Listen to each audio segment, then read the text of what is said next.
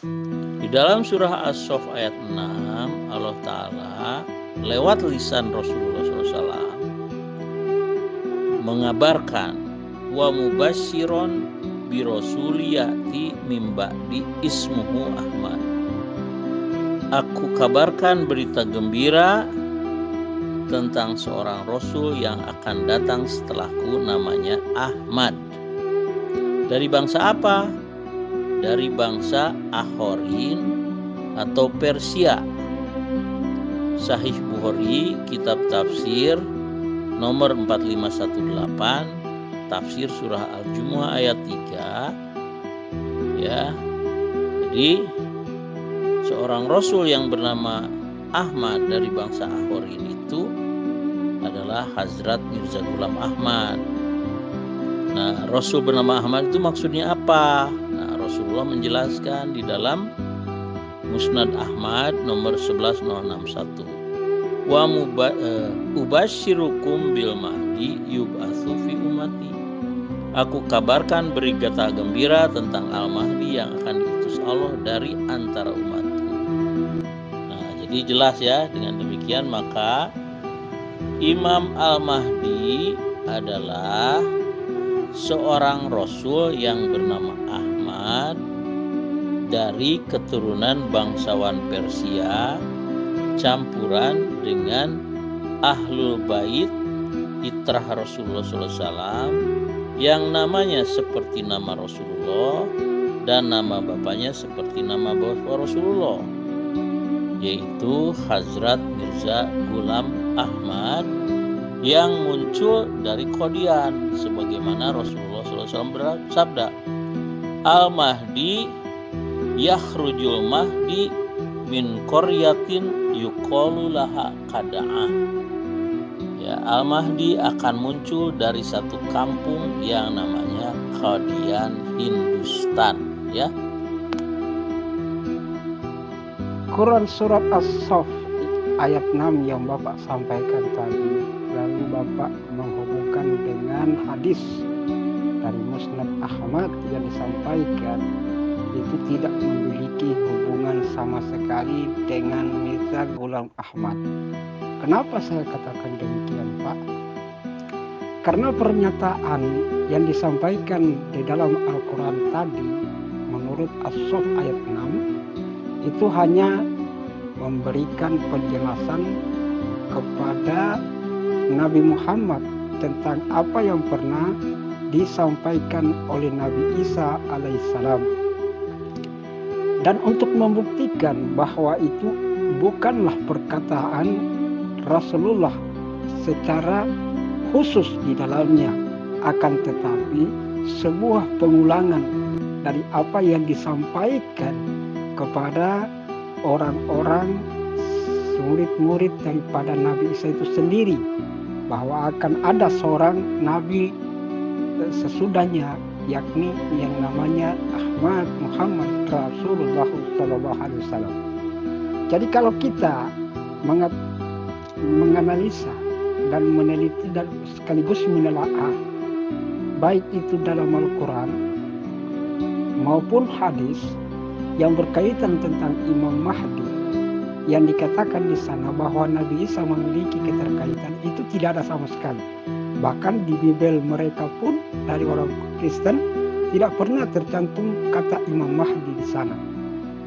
Nah, itu berarti bahwa ini hanyalah merupakan klaim ya, daripada orang-orang saudara-saudara kita yang di Ahmadiyah yang mungkin perlu kami cerahkan ya, karena sampai hari ini Mirza Ghulam bin Ahmad itu sudah saya mengulang-ulang kembali bahwa tidak ada yang namanya Mirza Ghulam Ahmad dalam tataran Islam itu sendiri secara ahli sunnah wal jamaah. Jadi seperti itu, Pak.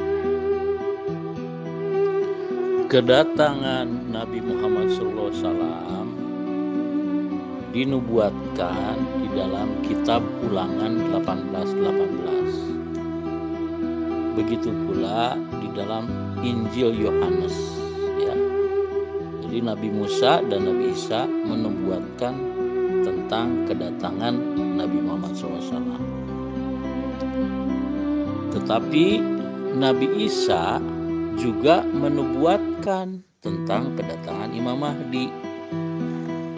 Nah, adanya di dalam surah As-Saff ayat 6. Surah As-Saff ayat 6 itu yang dimaksud dengan seorang Rasul yang bernama Ahmad, ketika diucapkan oleh Nabi Isa kepada kaumnya, maka itu berlaku untuk Nabi Muhammad SAW, seorang Rasul dari bangsa Ummiyin Arab. Ada di dalam surah Al-Jumu'ah ayat 2. Sedangkan ketika diucapkan oleh Nabi Isa dan Nabi Muhammad SAW, maka seorang Rasul yang bernama Ahmad itu dijelaskan di dalam surah Al-Jumu'ah ayat 3, yaitu tentang kedatangan Imam Al-Mahdi wal Masih Maud. Ya. Jadi baik Nabi Isa di dalam Injil maupun Nabi Muhammad di dalam surah As-Saff ayat 6 yang dijelaskan dengan surah Al-Jumu'ah ayat 3 adalah merupakan nubuatan tentang kedatangan seorang Rasul yang bernama Ahmad, yaitu Al-Mahdi, sebagaimana dimaksud di dalam Musnad Ahmad nomor 11061 dan juga di dalam Sunan Abu Dawud.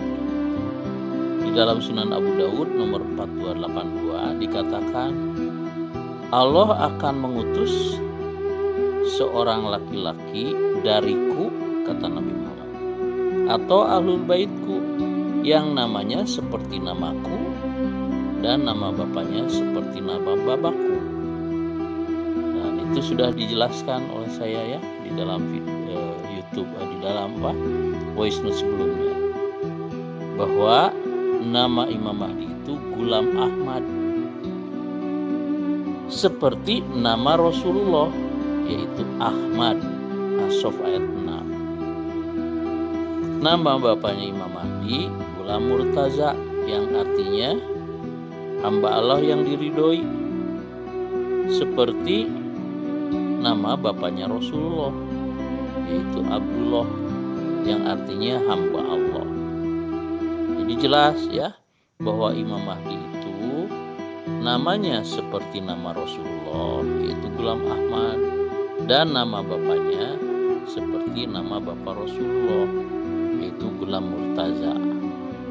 Berkaitan dengan Ghulam Ahmad, artinya itu hamba Ahmad, penolong Ahmad, pembantu Ahmad. Ya, arti Ghulam itu. Jadi Hazrat Mirza Ghulam Ahmad sebagai Imam Mahdi wal Masih Maud Khalifatullah itu tugasnya membantu Rasulullah SAW dalam melanjutkan dakwah Islam ke seluruh penjuru dunia. Dan sekarang dengan khalifahnya yang sudah 115 tahun dan sudah sampai yang kelima, dakwah Islam sudah sampai ke seluruh penjuru dunia, berkembang di 5 benua, dan telah diterima dengan baik di 220 negara. Alhamdulillah, dengan pertolongan Allah ya. Gini Pak ya, jadi itu menurut pendapat atau pemahaman Bapak dari apa yang Bapak temukan atau dapatkan dari orang-orang Ahmadiyah itu, sehingga sampai hari ini masih terdoktrin dalam keyakinan Bapak. Terkait dengan Ahmad, siapa sebenarnya Ahmad? Saya punya teman yang namanya Ahmad, tapi sampai hari ini dia tidak pernah mengklaim dirinya adalah Imam Mahdi. Bahkan kita sendiri Pak, sampai hari ini umat Islam Ahli Sunnah wal Jamaah tidak pernah dari keturunan habaib yang kita lihat sampai hari ini, baik itu keturunan dari Hasan Husainnya sampai sanad bersambung, dan kita lihat para zuriat hari ini itu tidak pernah mengklaim bahwa dari keturunan mereka lah akan cikal bakal siapa yang akan menjadi Imam Mahdi.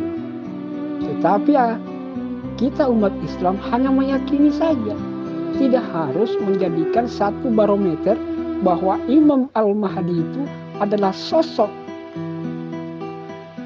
yang namanya seperti identitas Ghulam bin Ahmad. Banyak para habaib yang bisa kita lihat, Pak. Dan untuk membuktikan seorang habaib itu harus ada lembaga legitimasi. Ya, lembaga legitimasinya untuk mendapatkan silsilah atau sanad yang jelas. Tidak harus klaim dan mengklaim, Pak. Itu bedanya. Nah, untuk membuktikan itu perlu adanya sebuah referensi yang datang kemudian. Dari mana referensi itu? Yakni dari hadis Rasulullah. Hadis dinyatakan di dalam Musnad Ahmad yang Bapak sampaikan tadi.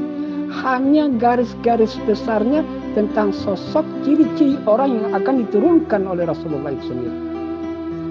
Jadi tidak ada hubungan sosok dari identitas yang Bapak sampaikan.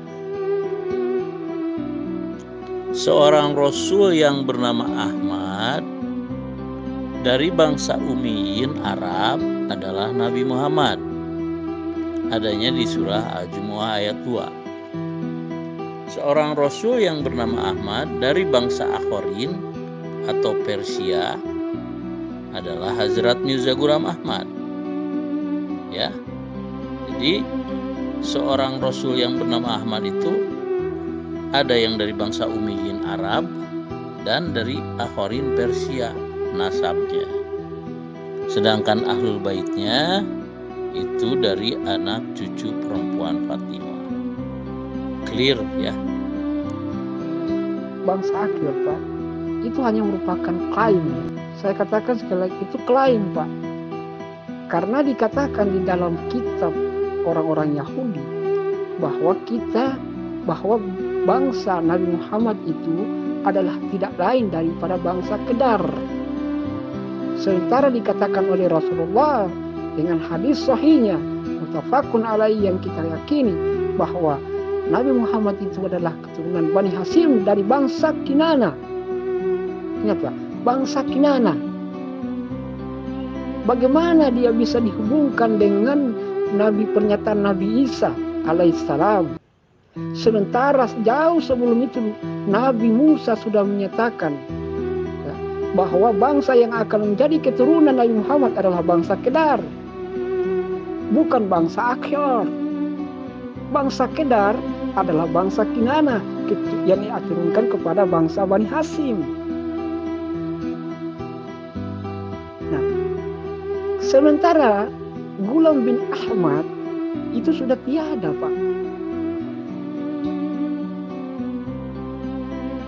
Kemudian kalau umpamanya itu adalah keturunan Ghulam bin Ahmad, nanti kemudian dia akan menjadi pemimpin Imam Al-Mahdi, maka kita harus membuktikan garis keturunan Ghulam bin Ahmad, bagaimana latar belakang beliau.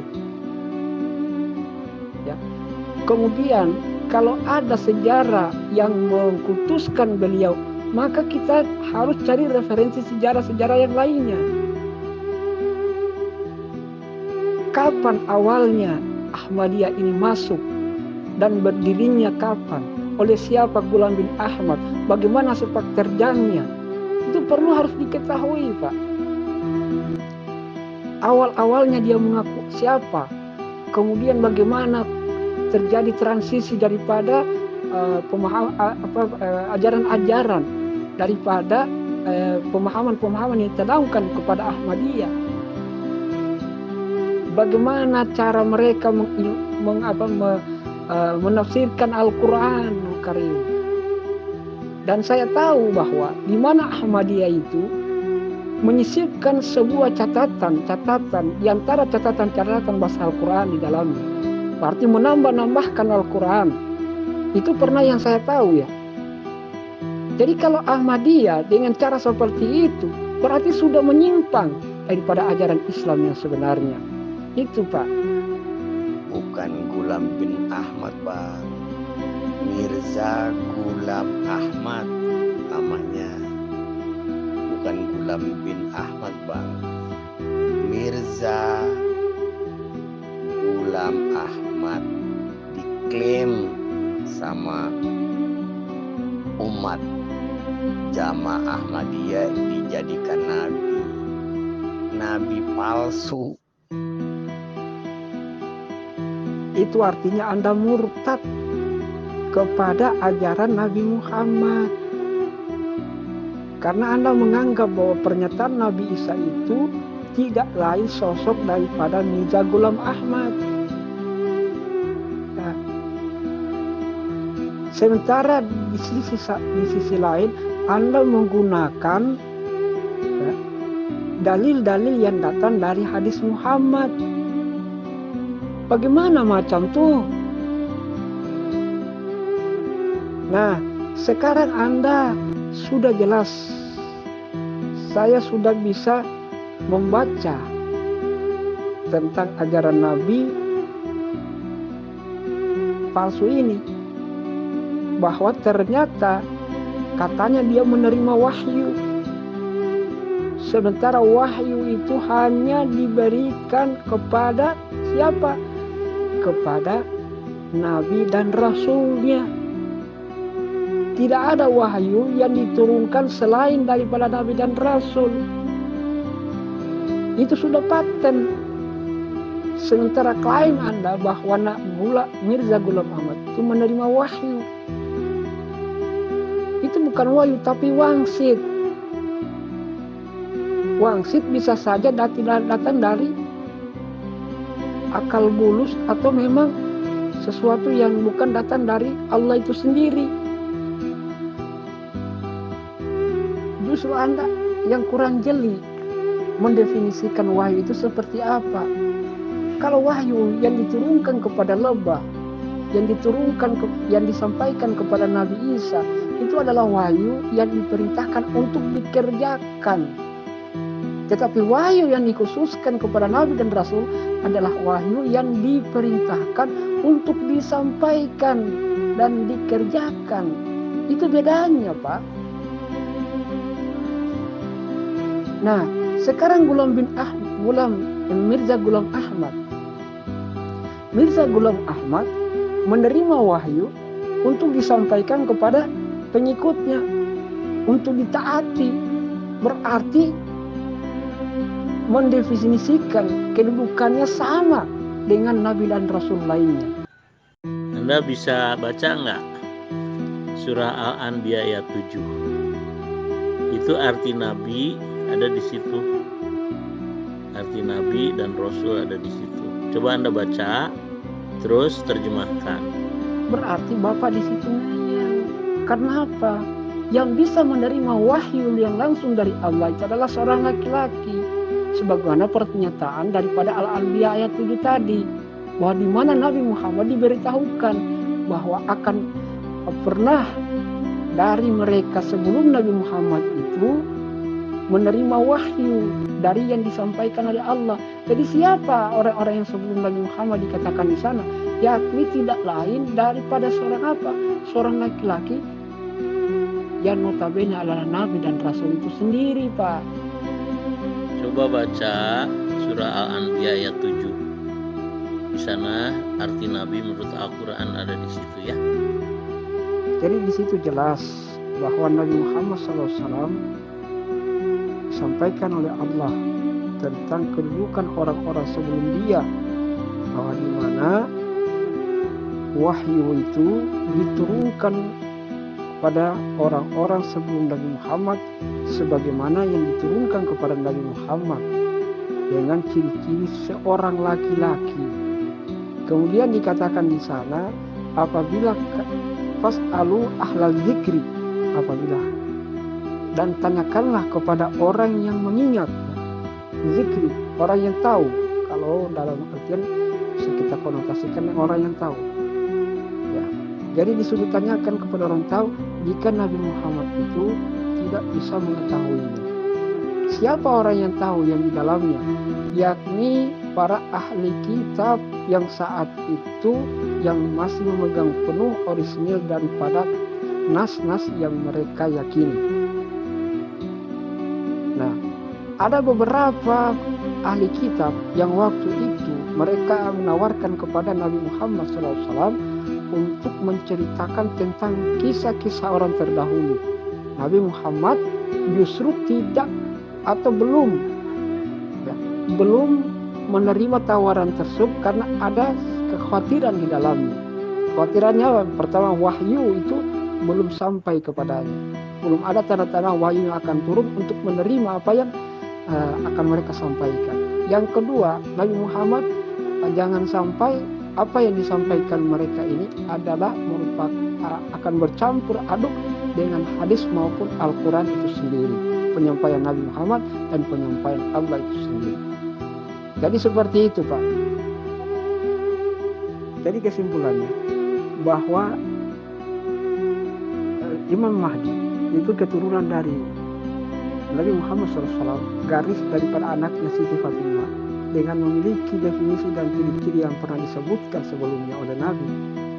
Dan dalam catatan kakinya bahwa sampai hari ini kita dari umat Islam tidak pernah mengklaim dalam status identitas siapa sosok yang sebenarnya, karena kita hanya disuruh meyakini bahwa akan ada namanya khilafah, yang dimana khilafah itu adalah tidak lain daripada Imam Mahdi itu sendiri. Jadi seperti itu, Pak. Tapi pada dasarnya kita tetap harus mengimani apa yang pernah disampaikan oleh Rasulullah. Namun untuk mengimani siapa Imam Mahdi yang disebutkan di sana bukan berarti mengimani sosok yang akan sudah diketahui siapa sosok yang akan duduk dalam tampuk kepemimpinan khilafah itu. Contoh seperti Mirza Ghulam Ahmad. Itu tidak ada sebuah dalil yang bisa mendefinisikan tentang sosok itu yang disebutkan di dalam. Nah, terkait dengan apa? Terkait dengan bahwa dikatakan dia orang al-akhyar, bahwa Mirza Ghulam Ahmad itu adalah bangsa al-akhyar, itu hanya klaim. Kenapa? Klaim pun bisa disampaikan oleh orang-orang kalau itu tidak merujuk kepada dalil yang bisa menguatkannya. Nah, untuk membuktikan dalil-dalil itu maka perlu ada referensi-referensi yang bisa membandingkan antara dalil saudara dengan dalil-dalil yang ada di antara baik dari Islam, hadis, Al-Quran maupun daripada pernyataan-pernyataan orang-orang yang terdahulu. Nah, contoh, Bapak mengatakan bahwa Nabi Muhammad itu memiliki keturunan yang dimana dari suku bangsa Al-Akhyar yang akan turun kemudian, yakni Mirza Ghulam Ahmad. Tapi buktinya tidak ada hadis yang bisa menguatkan di dalamnya, karena disampaikan di sana bahwa Nabi Muhammad itu adalah bangsa keturunan Bani Hashim dari suku Kinana. Suku Kinana berarti memiliki kesamaan dengan suku Kedar yang pernah dijelaskan di dalam kitab Bible itu sendiri. Itu bedanya. Kemudian yang ketiga, siapa wahyu yang diberikan oleh Allah? Jadi wahyu itu, maka kita harus jeli juga mendefinisikan wahyu itu yang disampaikan kepada lebah, yang disampaikan kepada ibu Nabi Isa alaihissalam, dan disampaikan kepada ibu Musa alaihissalam. Itu adalah wahyu yang hanya definisi khusus yang disampaikan oleh Allah untuk langsung dikerjakan oleh yang bersangkutan. Jadi tidak ada perintah untuk menyebarkan wahyu itu. Jadi hanya khusus bagi mereka. Sementara wahyu yang diturunkan kepada Nabi dan Rasul itu lebih spesifik lagi adalah menyampaikan kemudian untuk diperintah dikerjakan. Itu perbedaannya. Nah, alasan yang Bapak sampaikan di dalam surat Al-Anbiya ayat 7 tadi, itu sudah saya jelaskan bahwa kedudukan wahyu itu yang disampaikan oleh Nabi adalah wahyu yang pernah diturunkan di masa sebelum ada orang-orang di zaman sebelum Nabi Muhammad SAW. Siapa dia? Yakni kategori ciri-ciri orang yang akan mendapatkan itu seorang laki-laki, ya. Nah, seorang laki-laki. Nah, disinilah seorang laki-laki itu siapa sebenarnya? Yakni adalah Nabi dan Rasul itu sendiri. Yang kita tahu bahwa Nabi Muhammad itu, Nabi dan Nabi itu memiliki 124.000 nabi, sementara nabi dan rasul itu yang kita imani memiliki 25 orang nabi dan rasul. Itu bedanya, Pak. Jadi apa yang disampaikan itu benar, bahwa dalam surat Al-Anbiya ayat 7, ketika Nabi Muhammad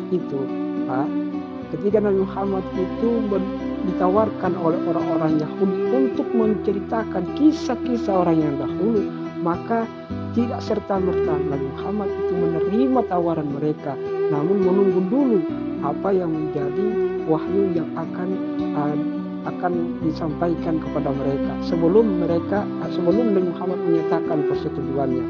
Itu bedanya. Karena apa? Karena Nabi Muhammad SAW khawatir jangan sampai penyampaiannya ini akan menjadi hujah bagi orang-orang yang kemudiannya. Sehingga Nabi menunggu wahyu itu. Kemudian apabila wahyu itu sudah ada, maka Nabi Muhammad mengiyakan apa yang disampaikan oleh mereka itu dalam sebuah catatan sejarah. Itu maksudnya.